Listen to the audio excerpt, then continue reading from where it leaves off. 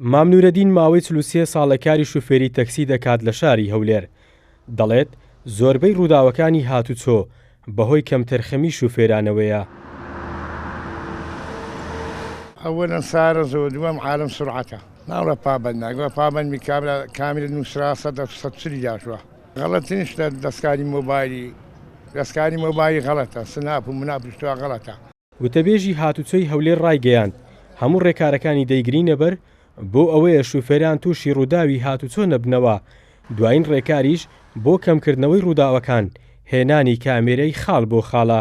ئەگەر پابندی هەبێ ڕووداو ناکەوێتەوە چونکە کە دەڵێ پابند بوون بە یاسا و ڕێنمایەکان واتە سەلامەت بوون بە ئەگەرێکی 100% زاکاتێک ڕووداو دەکەوێتەوە واتە پابند بوون نەبووە وەکو پێویست بۆیە ڕووداویش کەوتێتەوە. کامێرەکانیش دەبۆ پاراستنی ژیانی شوفێران سەرەتا ئینجا لە بۆ ژیانی خەڵکانی ترا. هیچ کاتێک وا بیر نەکرێتەوە کە کامێرەکان دادەنرێتن تەنها لە بۆ کۆکردنەوەی پارەیە. ئەگەر لە بۆ کۆکردنەوەی پارە بێ ئێمە دەڵێنە شوفێران پابند من بە ڕۆیشتن بۆ خێرایی کە دیاری کراوە ئەو کۆمپانیەکە کامێرەکە داناوە با ڕۆژانە هەر کامێرە دابنێتن هیچ قازانجێک ناکاتن. بە گوێرەی ئامارەکانی بەڕێوەبەرایەتی پۆلیسی هاتوچۆی هەرێم لە ساڵی 2022دا زیاتر لە 3700 ڕووداوی هاتوچۆ ڕوویانداوە و بەو هۆیشەوە 445 کەس گیانیان لەدەستداوە. بڕیار محەممەد، کورسات نیوز، هەولێر.